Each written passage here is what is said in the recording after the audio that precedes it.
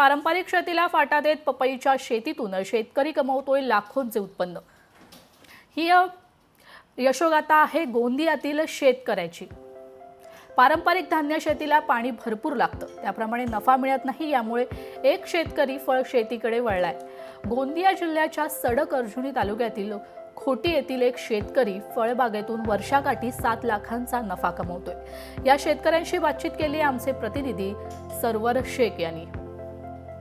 आपण सध्या आलेलो आहोत गोंदिया जिल्ह्यातील सडक अर्जुनी या तालुक्यातील घोटी या गावामध्ये। आपल्यासोबत कोरे हे शेतकरी आहेत। आपण त्यांच्याकडून जाणून घेऊया की त्यांच्या या शेतीला त्यांना खर्च किती आला आणि ते या पपईमधून किती नफा कमवणार आहेत। आधी मी धान शेती करायचं, पण धानाला खूप पाणी लागत असल्यामुळे मी फळबागाकडे वळलो। सुरुवातीला बोरी वगैरे ॲपल बोर, काश्मीरी बोर लागायचे। आता पपीता लागवड केली 3 एकरामध्ये।